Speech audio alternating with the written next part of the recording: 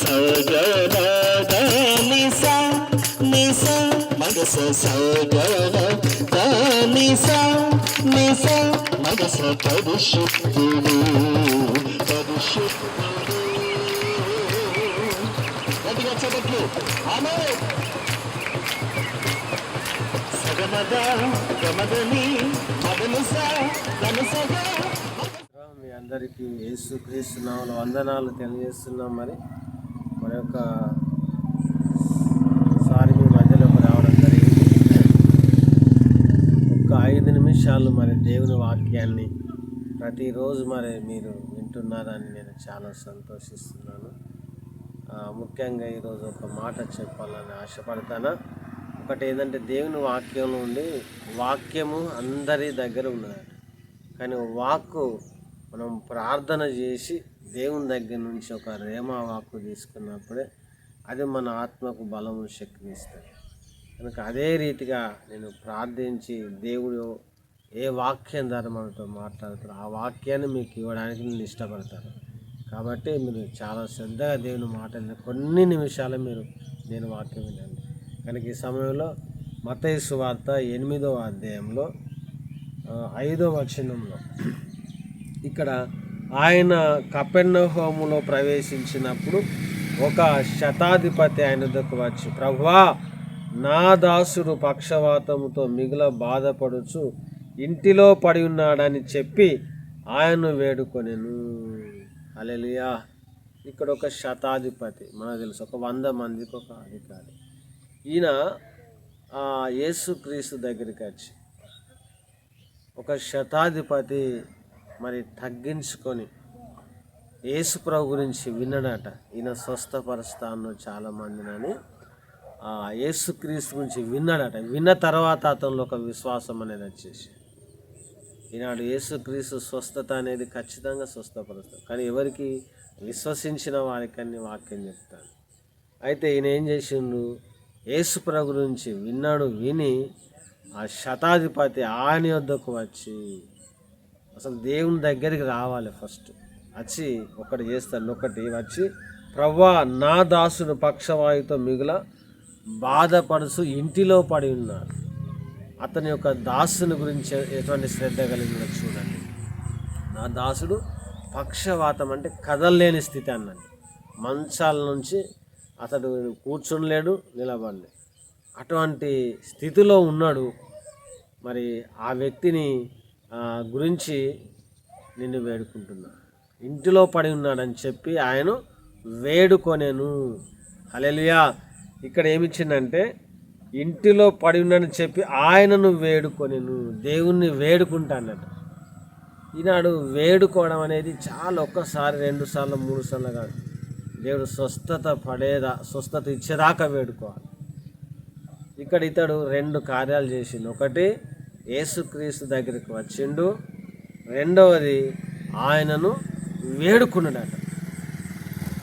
ఈనాడు మనం దేవుణ్ణి వేడుకోలేక అడగలేకపోతాను. స్వస్థత ఇచ్చేదాకా నేను నీ పాదాలు వదిలిపెట్టా అని మనం ఆ విధంగా ప్రార్థన, పట్టుదల కలిగిన ప్రార్థన చేస్తే ఖచ్చితంగా దేవుడు స్వస్థపరుస్తాడు. ఆయన వేడుకున్నాడట. ఎన్నిసార్లు అడిగినా మనకు తెలియదు. ప్రభువా, ఒక్కసారి మా ఇంటిలో ఉన్న పక్షవాతంతో బాధపడతాను, అంతకుముందు ఎన్ని హాస్పిటల్ తిరిగింది మనకు తెలియదు.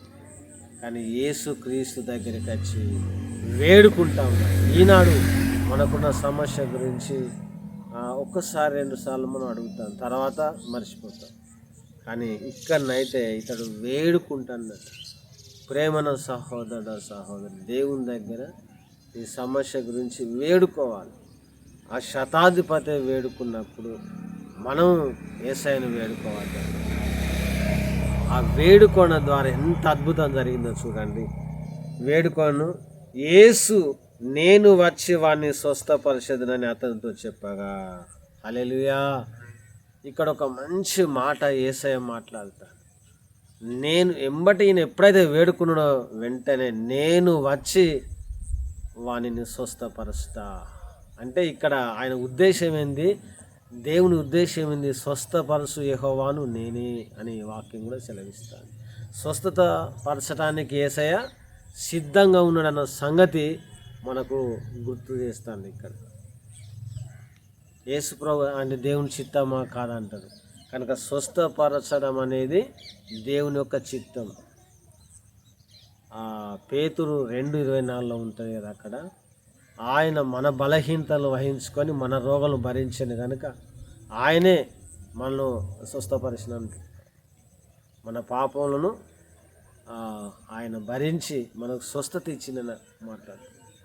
కనుక ఇక్కడ కూడా నేను వచ్చి అతన్ని స్వస్థపరుస్తా. ఎంబటే ఆ వ్యక్తి అయ్యా నా ఇంటిలోనికి రావడానికి, నా ఇంటిలోనికి వచ్చుటకు నేను పాత్రను కాను, నువ్వు మాట మాత్రం సెలవు, అప్పుడు నా దాసుడు స్వస్థత పడును. హల్లెలూయా. ఈ శతాధిపతి నాడు ఇంకా తగ్గించుకో, అయ్యా నా ఇంటిలోనికి నువ్వు రావడం నేను యోగ్యుడని కాదు, కానీ నువ్వు మాట సెలవియ్యి, అక్కడున్న దాసుడు బాగుపడుతున్నాడు చెప్పి మనం వెళ్తాడు. తర్వాత అతని ఇంటికి వచ్చి చూస్తే ఆ వ్యక్తి బాగా ఉంటుంది.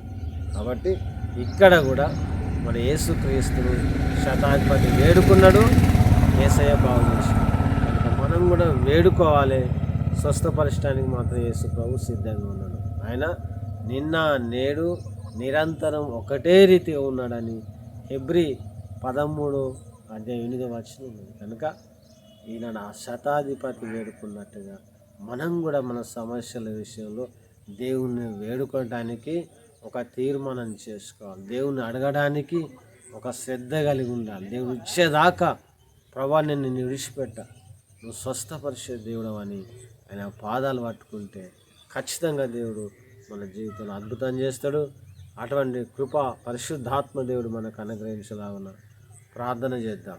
ప్రేమ గల దేవా యేసయ్య, మరి సమయంలో నాయన మత్తయి సువార్త 8వ ప్రభు 5వ వచనంలో అయా మరి ఒక శతాధిపతి దాసుని అయా ప్రభు స్వస్థపరిచినట్టుగా నీ వాక్యం సెలవిస్తున్నది. అయా అతడైతే నాయన తగ్గించుకొని నీ దగ్గరికి వచ్చి పక్షవాయుతో నా దాసుడు మిగుల బాధపరుస్తున్నాడు. అయా మరి నువ్వు స్వస్థపరుస్తా అంటే నేను వచ్చి అతన్ని స్వస్థపరుస్తా. అయా నువ్వు స్వస్థపరచడానికి సిద్ధంగా ఉన్నావన్న సంగతి ఈరోజు మాకు జ్ఞాపకం చేస్తున్నావు. యేసయ్యా స్వస్థపరిచే యెహోవా నేనని సెలవించిన దేవా, మరి మాటలు వింటున్న ప్రతి బిడ్డను దీవించండి. ఎవరెవరైతే అనారోగ్యంతో బాధపడుతున్నారో, వేదనలో ఉన్నారో, బాధలో ఉన్నారో వారందరినీ ఒక్కసారి యేసయ్యా నీ వాక్యం ద్వారా, నీ మాట ద్వారా స్వస్థపరిచి మీరే మహిమ పొందమని, నువ్వే అద్భుతం జరిగించమని, ఒక్కసారి బాధపడే వారిని ఒక్కసారి జ్ఞాపకం చేసుకొని ముట్టమని, తాకమని మీరే మహిమ పొందమని యేసు నామములో ప్రార్థన చేస్తున్నాం తండ్రి. ఆమేన్, ఆమేన్.